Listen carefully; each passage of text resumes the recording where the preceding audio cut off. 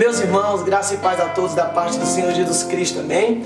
Aqui quem vos fala é o evangelista Gediael e eu vim trazer uma palavra da parte de Deus para abençoar a tua vida. Antes de tudo, você que ainda não é inscrito aqui no nosso canal, se inscreve, tá bom? Ative o sininho para sempre que a gente postar um vídeo novo, chegar a notificação para você. E o mais importante, deixe seu like, porque isso é muito importante para que este vídeo alcance a vida de outras pessoas. Hoje, o nosso tema é A Mesa de Jesus é Redonda, baseado no Evangelho segundo escreve Mateus, seu capítulo de número 9, versículo 9, que diz assim: Saindo Jesus dali, viu um homem chamado Mateus, que estava sentado no banco dos impostos, e disse-lhe: segue-me. E ele levantou e o seguiu. Ora, o capítulo de número 9 é um segmento do capítulo 8 do livro de Mateus, a qual Jesus ele vinha realizando diversas curas. O capítulo 9 inicia-se falando acerca de um homem que era aleijado e que vai ser ajudado por 4 amigos que vai o levar até uma casa onde Jesus estava, e subindo-se por fora da casa até o telhado, vão descer aquele homem por cordas até a sala onde Jesus estava, e ali Jesus vai realizar um grande milagre. A Bíblia Sagrada diz que Jesus ele sai daquela casa e passando pela cidade ele vai avistar um homem que é conhecido como Levi. Este homem por nome de Levi, a Marcos no seu capítulo de número 2, versículo 14, diz que ele era filho de Alfeu, e Lucas no capítulo 5, versículo de número 9, diz que ele era um publicano. Este mesmo, ele era um cobrador de imposto, um homem que trabalhava a favor do Império Romano, cobrando imposto da sociedade, cobrando imposto da população que estava ali ao seu redor. Ora, a Bíblia Sagrada diz que Jesus está passando e Jesus vai avistar ele, e quando Jesus avista esse homem, Jesus vai o chamar para que ele se torne um seguidor do mestre. A Bíblia diz que Lucas escreve também que ele estava sentado em cima da coleteria, em cima dos impostos que ele tinha acabado de cobrar da sociedade. O que eu acho interessante, meus amados irmãos, é que este povo, estes publicanos, estes cobradores de impostos, eles não eram bem vistos pela sociedade. Esta profissão era uma profissão que a sociedade em si odiava. Por quê? Porque eles tiravam proveito da autoridade que eles tinham recebido dos romanos para se cobrar das pessoas, e eles acabavam abusando e cobrando demasiadamente, deixando as pessoas pobres. Então todo cobrador de imposto era mal visto pela sociedade. A mesma coisa nos dias de hoje, quando se fala de deputado, quando se fala de governador, alguém vai falar: não presta, isso aí é um ladrão. Da mesma forma era nesses dias, mas a Bíblia Sagrada diz que Jesus passou e Jesus olhou para ele e chamou ele. Dentro desse texto nós vamos tirar algumas lições extraordinárias para a nossa vida. A primeira lição que nós vamos tirar aqui é que este homem não era bem visto pela sociedade, simplesmente pela profissão que ele exercia.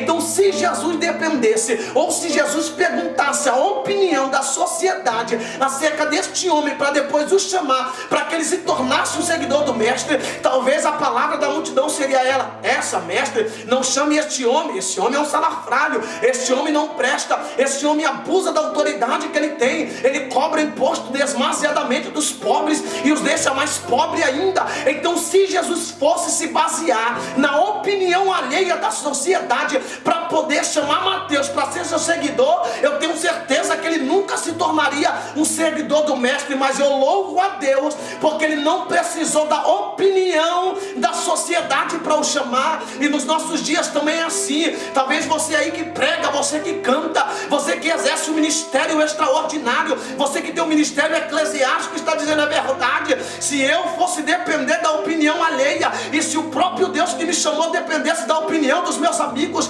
da opinião das minhas amigas, da opinião das pessoas que estão ao meu lado, eles não queriam me chamar, porque para eles parece que eu não presto para nada, parece que eu não sirvo para nada, porque eles olham para o meu passado. Mas eu louvo a Deus que o Pai não precisa da opinião alheia para chamar alguém. Ele chama quem quer, na hora que quer, do jeito que quer.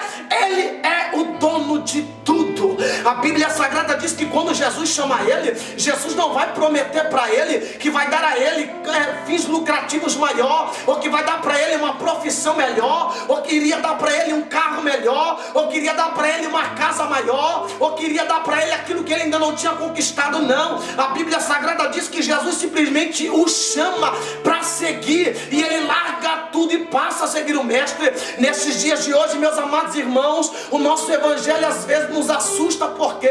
Porque aqui Mateus nos dá uma lição do que de fato é seguir Jesus. Para quem pensa que evangelho é facilidade, que evangelho é casa nova, que evangelho é carro novo, que evangelho é casamento, que evangelho é ter fins lucrativos, está muito enganado. Evangelho ainda é cruz, evangelho ainda é renúncia, evangelho ainda é prova. Deixa eu dizer um negócio de Deus aqui para você e aprenda com esta palavra. A Bíblia Sagrada diz que ele largou tudo para seguir Jesus, e tem algumas pessoas hoje que para vir para o evangelho quer que Jesus prometa que ele vai ter uma casa, quer que Jesus prometa que ele vai ter um carro, quer que Jesus fale que ele vai casar, que ele vai ter uma conta bancária mais alta. Meu filho, se você veio para o reino achando que Jesus é o dono da concessionária, veio para o lugar errado. Se você veio para a igreja achando que Jesus ele é o dono da imobiliária, você veio para o lugar errado. Se você veio achando que Jesus ele é o dono do Itaú, do Bradesco, você veio para o lugar errado. Mas se você veio para adorar por aquilo que ele é, fica tranquilo, ele vai te dar uma casa, vai te dar um carro, ele vai casar você que está solteiro, vai te dar uma conta abençoada. Mas não venha para o reino por aquilo que ele pode te dar, venha por aquilo que ele já fez, que foi te libertar do lamaçal do pecado. A Bíblia Sagrada diz que ele larga tudo. Estou sentindo Deus aqui, meu amor. A Bíblia Sagrada diz que ele larga tudo e ele passa a seguir Jesus. Na verdade, este homem, na primeira oportunidade que teve, ele não pediu nada para o Mestre, ele não exigiu nada de Jesus. A Bíblia Sagrada diz que ele chamou Jesus e falou: Mestre, vou dar um banquete na minha casa. Lucas vai escrever dizendo que ele deu um banquete na casa dele, e Jesus era o anfitrião da noite, Jesus era o convidado de honra, Jesus era um convidado especial. Mas ele não fez um banquete só para ele e para o Mestre, não, porque Jesus era demais para ele. A Bíblia diz que ele chamou os publicanos, que ele chamou os amigos deles, que era cobrador de imposto, e falou: se assente na mesa, porque hoje o Mestre vai comer conosco. Lucas escreve dizendo que os discípulos de Jesus também estavam juntamente com ele. Aí alguém pergunta: mas que é isso? Jesus sentou na mesa com os pecadores, Jesus sentou na mesa com os cobradores de imposto. Foi isso que os fariseus falou no capítulo de número 9, versículo 11, dizendo: e os fariseus, vendo isso, disseram aos discípulos: porque come o vosso mestre com os publicanos e com os pecadores? É porque aqui Jesus queria mostrar que a mesa dele é redonda. Alabacandaraia. Jesus queria mostrar para os fariseus, os doutores da lei, que só cobrava do posto, mas não vivia com base na lei, não tinha sua vida na lei, que a mesa de Jesus é redonda, que aonde você senta, o pecador que se converte também vai sentar, que aonde o pastor senta, aquele que não é pastor vai se assentar, que aonde o pregador senta, a lavadeira vai se assentar, que aonde o empresário se assenta, o pobre também vai se assentar. A mesa de Jesus é redonda, e quando Jesus senta na mesa com os publicanos e com os pecadores, não é para ouvir o que eles têm a dizer, mas se Jesus senta numa mesa que tem mentiroso, a verdade vai ser pregada. Se Jesus senta na mesa que tem pecador, a verdade vai ser pregada. Se Jesus senta na mesa que tem doente, a cura vai ser liberada. A mesa de Jesus é redonda, aonde você cabe, eu também vou caber. Aonde você se assenta, todos vão se assentar, porque a mesa dele é redonda.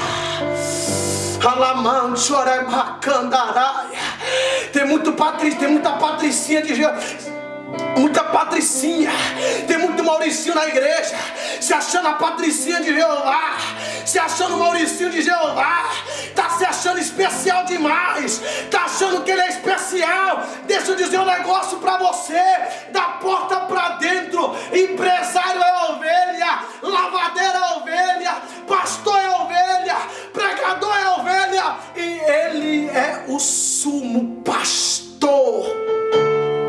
Guarda essa palavra no seu coração, entenda. Independente do nível eclesiástico que você tem, independente do que você exerça no reino de Deus, a mesa de Jesus é redonda.